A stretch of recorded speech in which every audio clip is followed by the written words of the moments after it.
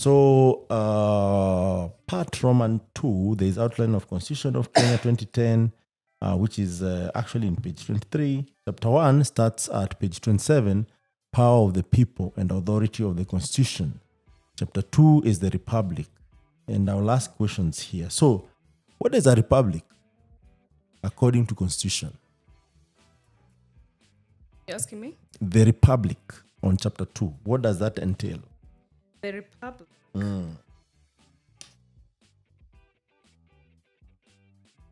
Or your chapter 2, page 29. Now Tanzania says their border runs south, straight line. Yeah. Is it Somalia? Yeah, Somalia. Yeah. Does that violate our Well, sovereign states? That those kind of interesting questions. Yeah. And we say their border runs straight towards east. That's the bone of contention. The bone of contention. Yeah. And what? Yeah. So perhaps we could read this for chapter 2. What makes your school and relating it to the school? What makes your school different from others? What physical features can help you make this distinction? Okay.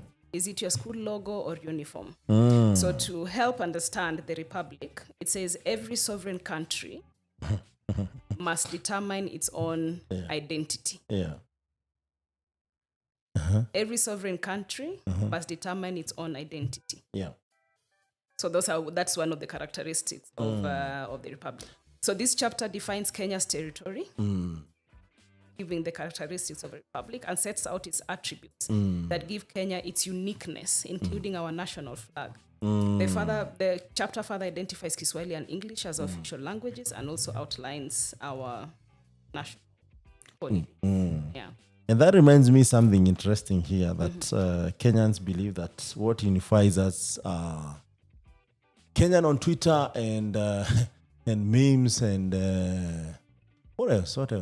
There are a couple of things that are actually more than the teens that we're talking about understand more than the Constitution. So number one is Kenyan on Twitter, the memes when they're attacked by other countries, how they rally around things. But guys, you need to understand that Kenyan national flag or any country's national flag is as important as that country. I hear even it's not supposed to touch the ground. Well, it's so I hear. It's very bad for a flag to just be. I was a scout at some point, and we could always make sure the flag doesn't touch. Flag masts levels identify different scenarios, and there are people who are mandated to ensure that the flag always flies high. So I see there are national holidays there. There's a national anthem. There's citizenship, and there's the modern East African Community passport. So as a Kenyan citizen, I have a right to get a passport and other national identification documents. How, if that right is violated, how can I go and ensure that I'm protected? Well, you could. There are processes. Of course, you're going to apply. Yeah. And the reason why I put the image of this young boy who drawn as though to depict Somali community is because of what many of them perceive as discrimination in terms identity discrimination. Yeah. Where you are a Kenyan-born Somali or a Kenyan-born, and you're told you go to process documentation, but then you're told that you cannot get your papers because you're perceived to be from Somalia and from a different community. So it's been a whole discussion. Yeah. For some people, it's taken one generation to the other. But if we are going to have conversations about citizenship as provided in the Constitution, then we must also engage teenagers from varied communities to understand their experiences and to understand their understanding of their identity as Kenyans. Yes. So that for me is one of the reasons of having this picture and having that conversation as far as access to identity documents as True. identity documents are Yeah. concerned. Yeah. Yeah. Very nice. So Bill of Rights, we have talked about that a little bit. Land and the environment. Let's see what the Constitution says in a nutshell. That should be page 51. So am I the land and I'll ask you the question yes. at page 55. Yes. 55. The Onge community land. Can the government limit how much land you can own? Can it right now as things are? Yeah. No. As much as I'm getting it legally and I'm making use of it. Yes. Is that the case or no? It's supposed to be limited to how much land, how big land you can own. That's up for debate. So it has no answer. It has homework. It has homework answers. Can the government limit how much land one can own and why? But then for that, it's important to have an understanding of the many categories of land: private land, community land, and public land, and which one you are able to own. As for the young people dealing with or hoping to own land, or whose parents are having land issues, then they can always advise their parents adequately. Yeah. So when I think about it, if government can limit how big of a land I should own, then I think that law or that guideline is quite biased. Yeah. Yes. Open for public debate. Yes. Or whether or it should. Can the government limit how much land? Okay, it should, because one can own. If I think it should be fair law, because there's no way you would be passing tracts and tracts of kilometers and kilometers of land that are owned by one person. Yeah. But once you are heading to the end of that land, you find squatters who are there, who are living, very poorly and in very dilapidated situations. And there are all these kilometers and kilometers of land. Of course, maybe this person bought this land legally, but there should be a way, maybe sell at a, I don't know. I'm not really qualified to say what should be done, but I feel like as a human, there is no point to have a lot and others have minimum. Of course, maybe there are people who sell their own land and go and decide to be squatters. That's a whole different case and point. But nevertheless, we should find a way to balance the equations. Though sometimes it's really hard to balance the equations. So someone else will say, as you said, it's debatable. Yeah. Someone else will say it should not. Yeah. It should not limit. Others will look at the Constitution and find answers there. Yeah. So that's homework as well. True. So chapter 6 is leadership and integrity, and I have more question about this, because we tend to elect crooks, and I don't know if our institutions are really ready to deal with these processes. And when you think about it, I think we can change that if we want over time again. So that's very interesting to see what leadership and integrity means, especially for the young guys who can grow knowing how can we do this. Because I believe in the institution of we can live the right way, do things the right way, and still have abundance at the end of it all. Then chapter 7, representation of the people. Let's see about that. 59. So the Constitution provides that every citizen above 18 years has the right to vote unless he or she is mentally ill and incapable of understanding the nature and significance of voter registration and the voting processes. And there are some depicting pictures that says, I'll be the president one day, and you're sleeping. You're dreaming about dreaming it. of the president as a young person. And there are some who do actually. And there's a Lynette there, Lynette Totochep Koril. This is so latest. Yeah. Who was 24 years. Actually, she's a senator. I think Bomet senator, right? Not Bomet County women rep elect. Oh, women rep. Okay. Yeah. Not senator. And there's Munge Kibiwot, who is an MCA.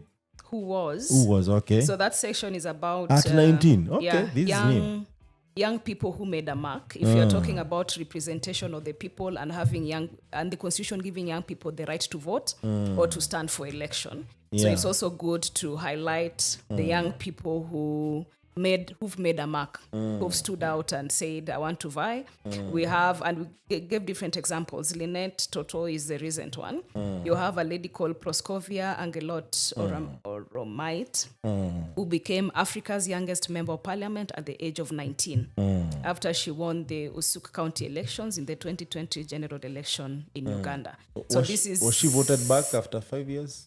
Well, she went ahead to do other things, but it was one thing that was really celebrated. And I think not so much a different story from Toto's, where you have a young person being supported and given the necessary skills that she needs to do well as a young leader. So then that tells other young people that it's actually very possible to decide to go for elections, to stand for elections, and to exercise your political rights.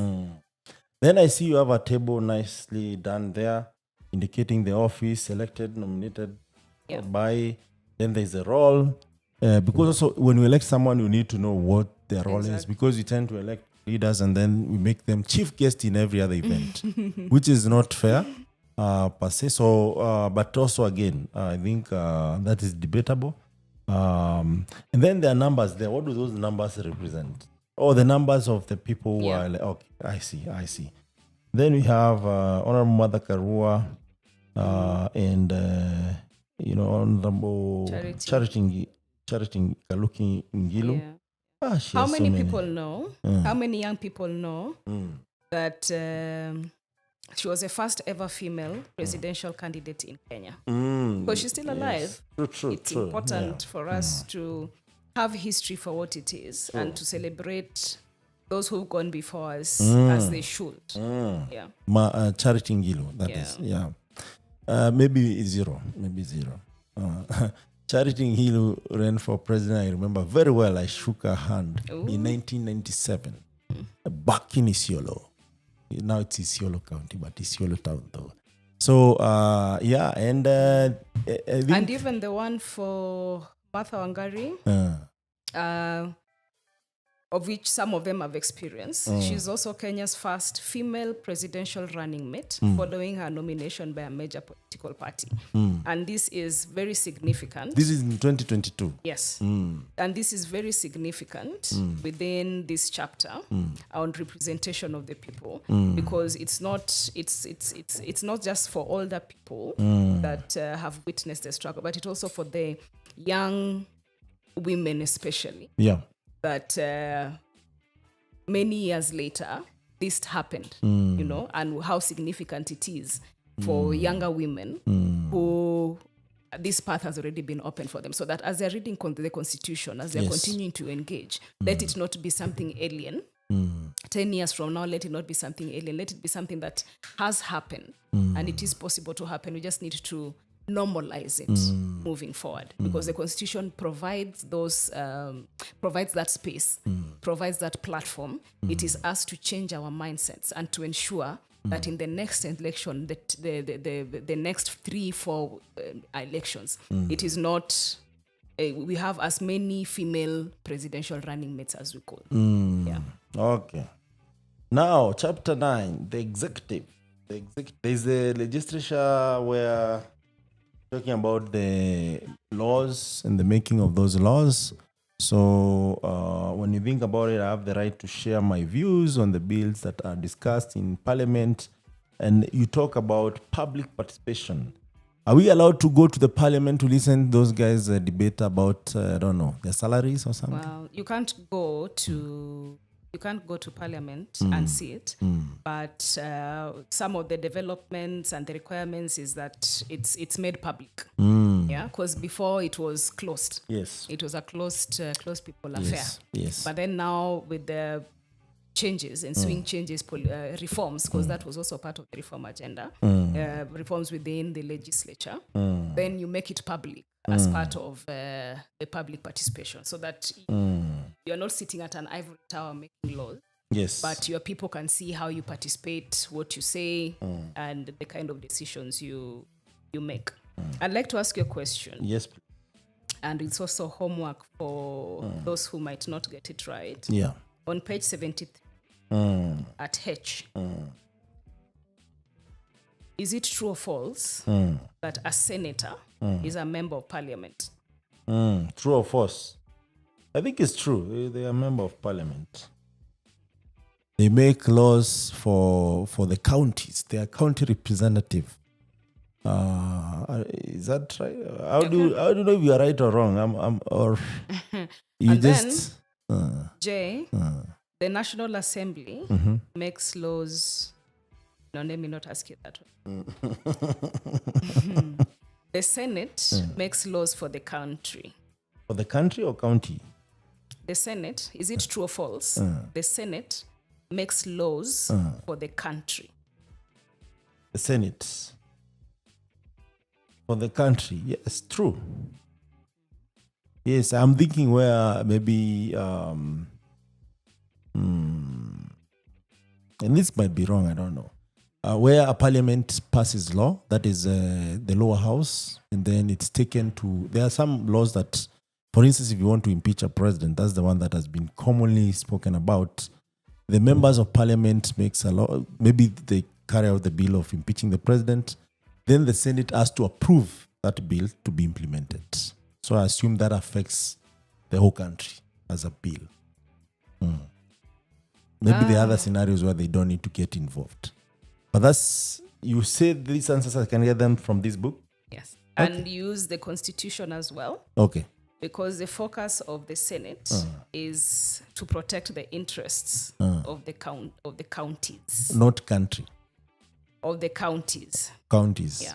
Okay. So now but you cannot, and that is why I haven't given the answers Okay. to spur okay. to Curiosity. spur curiosity and to spur conversation. Okay. So that I get you it. each have your different interpretations and then you find the common and the right answer. Okay. And there's something that you have mentioned there that is really important. Our laws are made in parliament. Yes. So those 7, 8, 9 steps, very important for someone to understand. I want to mention them. So you can check this book. Then there is the chapter 9, the executive, and you have listed our presidents here, starting the president, Mzee Jomo Kenyatta, Johnston himself. There is His Excellency, Daniel Arap Moi. Actually, all the presidents are referred to as Their Excellency, Daniel Arap Moi. Then we have the third president, His Excellency Emilio Mwai Kibaki, the best president that Kenya has ever had. Then we have our fourth president, His Excellency Uhuru Muigai Kenyatta. And then we have I think 3 months old. We're in 2022. The month is actually September. And we have fifth president of Kenya, William Kipchirchir Samoei Arap Ruto. So we're here to see how he performs. He has served as the deputy president for the last 10 years. Yes. So any question for me there for challenge? We are good. Okay. Chapter 10, Judiciary, where you have played a key role. So we won't venture on that much, but we can say there are levels of court. So there's Supreme Court, there's Court of Appeal, there's High Court, then there's Magistrate Court, which involves Kadhi Court and Court Martial. Let me ask this question as a Christian. Why don't we have a Christian court? Constitutionally. I think we should change our constitution. We should call a referendum to have a Christian court. Mm-hmm. No, this is me speaking, so don't take that to the bank. And but I think it's an important question. Then we'll have an Akorino court and... No, that falls under Christian. Well, if you think about it, actually, that falls under Christian. The two main religions in Kenya are Islam and Christianity. There's traditional, there's Hindu. There's traditional religion. Which one is that? How do I put it? There's the traditional, I'm forgetting the right word. But I know that the traditional religion, and then you have the Hinduism And then now we have the atheists. So No, don't talk about this. This is not a religion. they have a choice. They have the right to religion, if that is what they have chosen. But is it a religion? Do they even say these are religion? Well, you need to invite one. I don't think so. You need to invite I've one seen a to couple Africa of debates Store. and it ends up in a way that even I don't understand. I'm not assuming they're not there. But what I'm trying to say is this. There are two, even I think the democracy says majority wins and minority have their say, right? Of course, I know they are there, the atheist. But the two main religions in Kenya, it's Islam and Christianity. But you see now, issues of rights and access to justice don't deal with majority. They deal with They deal with just that. Right? It's my right. We have the freedom of expression. So you are saying I have my freedom of association. I have my right to choose my religion and culture. So guys online, you can help me debunk this. Do Christian have rights? And if they do we need a court for that? Maybe we should be claiming our tithe through the court or define that tithe. I don't know. It's debatable. So I don't want to get controversial, but yeah. Then there's chapter 11, devolved government. Do you think we should, according to how county government have performed, what have we devolved? Because we have now even the ministers at the county level. Is it really worth it?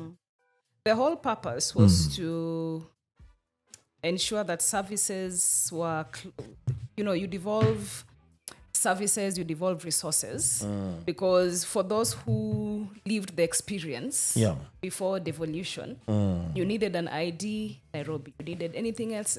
And then the centralization of power as well, and decision making. And so it's not perfect. We are yet to achieve perfection.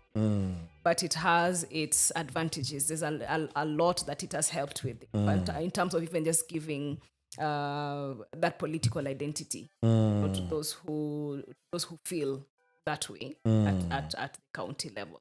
Resources are there. You feel represented at the local level in a way that you can always relate to your leaders and not waiting for the president to come to your area for you to feel power or for you to feel what the national government or political. But at what costs? Nothing comes easy and cheap. And it's going to take a while. Yes. What perhaps we need to do as a people and as a community is to promote effectiveness and efficiency within these new structures. But if they are well managed, actually. If they are well managed, it's going to be... And you can see that with certain counties. I like, for instance, what's happening in my county, Kisumu. Over the past 10 years, it's been, it's been great. It's cleaner, it's brighter. It's not the handshake. Well, handshake or not. Handshake, because there can be the handshake and then... I see a lot of handshake more than the county government, to be honest. You know, I love Kisumu, and I visit there a couple of times a year. And I've been visiting since the county devolution was implemented. The moment I've seen immense change is the last 5 years. Exactly. And you see, and that I realized that was a discussion that was being had even in post this election period, where they were saying that now because there are certain communities that are not within government, then they're going to disenfranchise and not, just a little bit of political PTSD, but then also PTSD. I like how you put it. Exactly, because you see, the handshake could have been there, but all counties get money for development. Yes. So what is it that your governor or your leader at the county level is doing with the little that they have? The money that they have. So that you have certain counties using their money for infrastructural development and salaries, which is some of the complaints that people have. Yes. And even the auditor of budget, gotten that right, has that very little money is going to development. much of it is going to paying salaries and building those huge governor and deputy governor mansions. Yeah. So there can be the handshake. Someone can be given millions of money. But if you're not a leader with a vision and a plan, then you're just recycling the same. I was going to use another word, but you're just recycling the same stuff. Yes. Year in, year out. It doesn't make a difference. So it requires vision, it requires leadership, and it requires a plan, which most counties need. Others are already steps ahead, and others will catch up. Okay, nice. Now that you're talking about that, chapter 12 is public finance. What is public and what is private finance? What's the difference? So it's saying national divide the national cake. Divide the national cake. Yeah. And there was a time we were talking about is it nyama or something? The nyama choma. Yeah. Could I read the first two just to introduce this, and then they can read the rest of it? Yeah.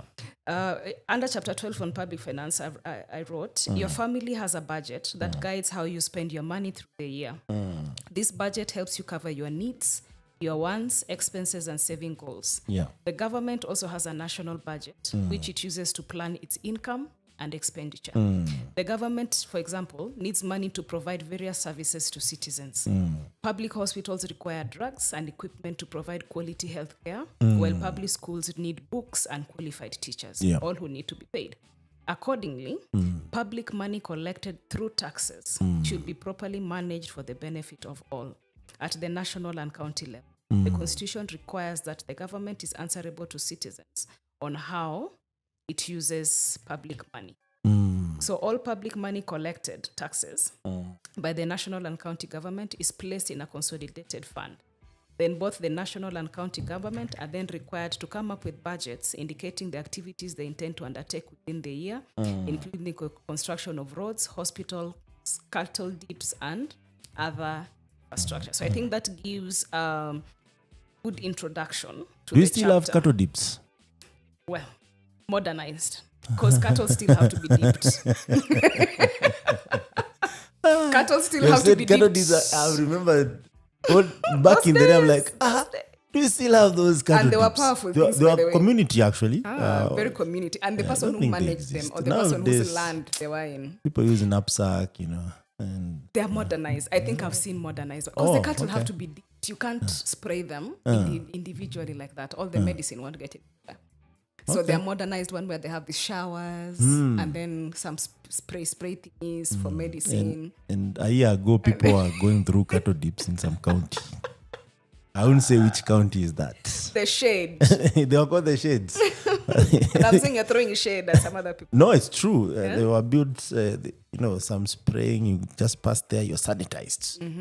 Yeah, I don't know how healthy that was. But then they came out healthy though. Yeah, then public service, chapter 13. So public service, there's a whole chapter there that gives you... So employment in public offices should represent Kenya's diversity and afford equal opportunities to all regardless of status. I hear there was this university that had 60% of people from one tribe. I had the rumor too. Yeah. It wasn't a rumor. It was justified by data. And that was one of the biggest universities. But I think they addressed that over time. And I think they had an argument. So they say they hire people on merits, not on tribal basis. And if people from one community are smart, you should not deny them a opportunity chance because they are from one tribe. And that made sense, but I think that was addressed over time. And if I could, Michael, for this chapter, in part of the activities, I included an activity with the help of an older person, organize a public servants recognition ceremony at home, school, or in your activity club. The ideas could range from writing personal letters to the outstanding civil servants, thanking them for their contribution to public service, and writing short stories on the lives of inspiring public servants, or even organizing an award ceremony for them. And I think this should go towards changing perceptions of public servants, who they are, what they do. Yes. Okay. Because, like we said again, each market has its people. And even within the public service, you're going to find very, very dedicated public servants who are hardworking, who have a heart for people, and who do their work diligently. Yes. Not asking for bribes. Just service to the people. And then in the same breath, you have the young people. They're teenagers today who are going to be making up our public service. We have public servants in high school right now. Yeah. So what message are we sending to them as future public servants? Because if we keep demonizing the public service and saying there's nothing good that can come with public servants and this and that, always, often and often, how then do we create interest within that generation of future public servants? How then do we motivate them to serve their country in that capacity? Yes. So then I'm hoping then this chapter, what they will read and the exercises they will do will then help change that perception. True. And ensure that within our high schools, there's a 16-year-old who perhaps is going to be the head of civil service, or who perhaps is going to, lead this head country. of civil service. Oh, yes. I've known him since I was in primary school. Of course, and he does a good job. He's really good at what he does. If I was in primary school and still the head of public service, what are the chances of me becoming head of? You could. You could. Who knows? Also, you need to live practically. It could. So, but basically, for that chapter, it's meant to nurture the next generation of public servants. Yes. And I hope there's a young person who will read it and do the exercises and begin to think differently about serving their country in that capacity. Okay. Yeah. Then we have chapter 14, national security. And I'm so passionate about this because I believe these people are men of valor, and they dedicate their life in serving the country. Some of them die serving the country. What does it say? So did you know the internationally recognized minimum age of responsibility is 12 years old? Yeah. No, I didn't know that. Yeah. This is the age from which a person is considered to have the capacity to distinguish right from wrong and can therefore be held responsible for their criminal acts. Which country recognizes this minimum age? The internationally recognized. That is Interpol. Yeah. Okay. Not Interpol, but within the laws governing children. Oh, but here it's 18 years. Here it's not 18 years. Initially, actually, this was one of I was actually telling someone, this is one of the reasons why the book even delayed by a couple of months, because initially I'd put the Kenyan one that the age of criminal responsibility is 7 years, which is what was there in our Kenyan laws. For the longest term, 7 years. So if you commit a criminal act as a 7-year-old, then you can be held responsible for that criminal act. And then a couple of months ago, the children bill was passed. The president signed the children bill. And then that now changed that aspect of criminal responsibility from 7 to align it to the international standards of 12. So even with the newly signed law, it is now at 7 as opposed to it's now at 12 as opposed to 7. What it was 7 before. is a bit young. That's a bit young. They need guidance and all that. Yeah. Yeah, so interesting aspects there. So I think you can get the book, read about all these interesting aspects. I never knew that's a international minimum age for international criminalization. Then of course other countries will vary it. Others 16, others Yeah, I think it should be 18.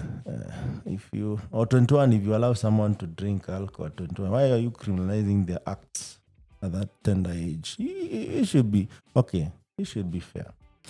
Then chapter 15, commissions and independent offices. And I have one thing to say about this commission and independent office. So commissions specifically, we were synonymous, especially during one regime rule, where we could create commissions to solve commissions mishaps. And then once you could form commissions on top of commissions. And I think we lost some faith towards commission approach of solving issues.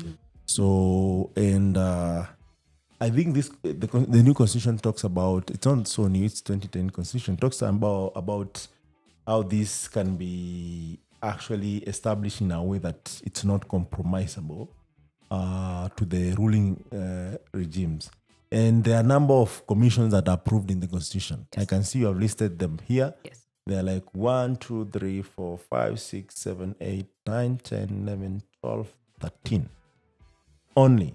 And then the independent office that are recognized in the Constitution. 3 of them. So I think this was established because of the mistrust that people had towards commissions and independent offices. Then I see you have listed very well the commission and the main function, Yes. amongst many other. Then chapter 16, which is very important because of the BBI process and what most people promise their supporters. Amendment of the Constitution. Very important aspect. I think this actually has protected Kenyans not once, not twice, since the Constitution 2010 was formed. And it has outlined very clear way of, amending the Constitution. Do you want to say something about this? Yes, I did. And it's like in page 112, paragraph 2.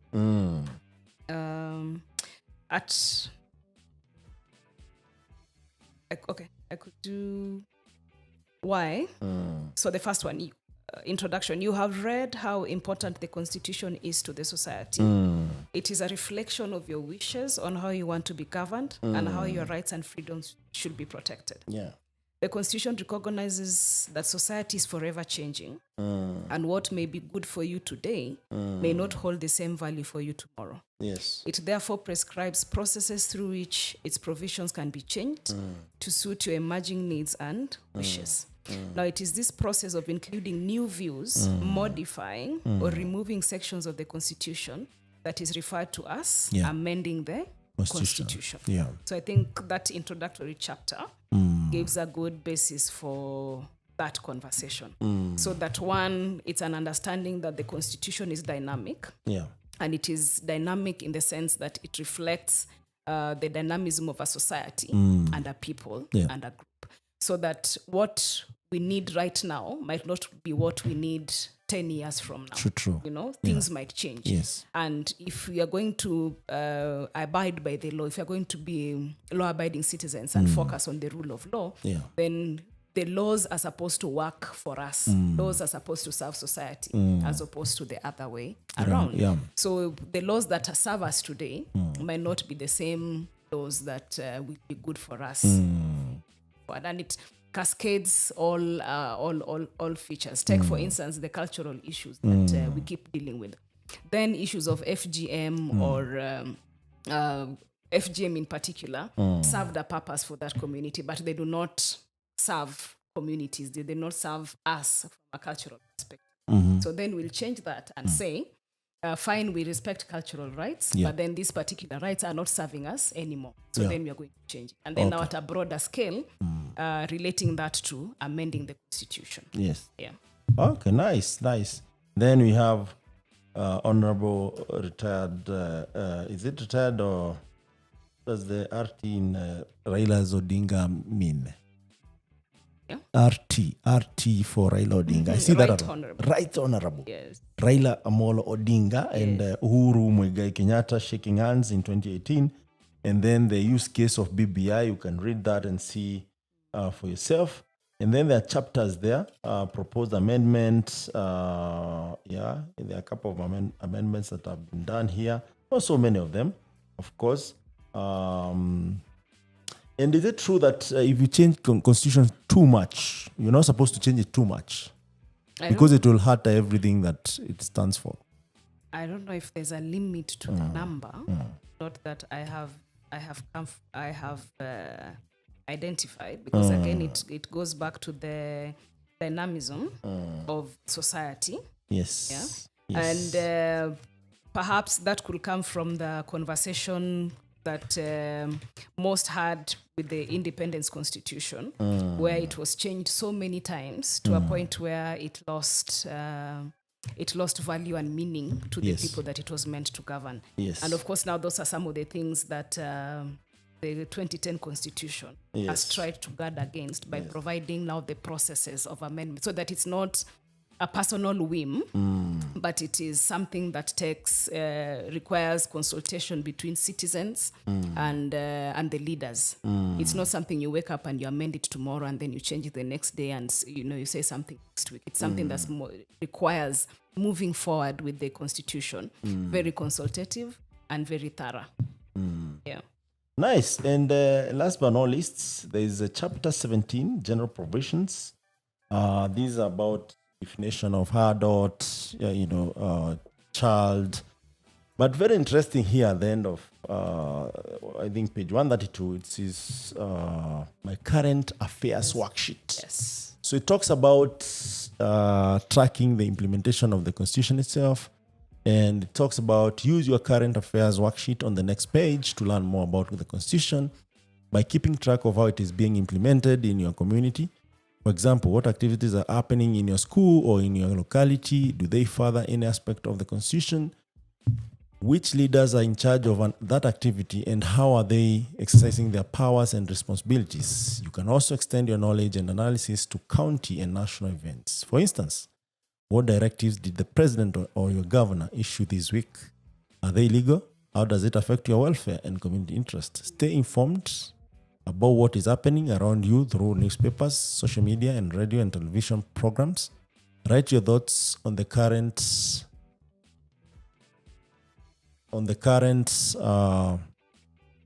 affairs worksheet as regularly as possible.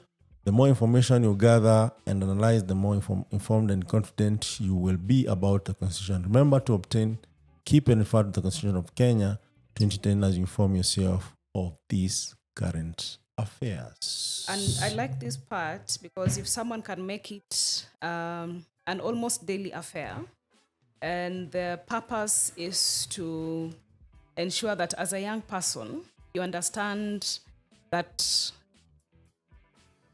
your day-to-day activities, every aspect of your life is governed by the law, and every aspect of your life is influenced by politics. And the Constitution cuts across almost everything that you do on a day-to-day basis. You go to bed, you have shelter, that goes to the right to adequate standards of housing. We talked about food, having dinner, to what extent consumer rights. You wake up, even the toothbrush and the toothpaste you're using the next day. Yes. That relates to consumer rights. It relates to matters trade. It relates to the laws. It relates also to the laws in the country that relate to trade. I think I've said that as well. Yeah. You go to school, right to education. Yeah. You are leaving your house using a matatu, Yeah. Quality of the roads, right to infrastructure. Yeah. The kind of decisions that your leaders are making at the local level to ensure that the infrastructure is improved. So if you make it practice to look at things in that manner, then you understand yourself more as a citizen. Yeah. You understand the role that politics and the Constitution plays in your life. Yeah. And then you can see the areas you are better able to critique or to support particular decisions that are being made in terms of leadership and governance. And you're able to participate better as a young person in nation and as a citizen, quality of life. Yeah. Amazing stuff. That was Sandra Ochola. That was amazing stuff. The book is Teen's Guide to the Constitution of Kenya, 2nd edition. And I feel like we should venture into more of each topic in detail, debunk the myth, and clear the knowledge from the noise. And thank you to everyone who has joined us online on Twitter Space. We really appreciate. And until next time, thank you so much.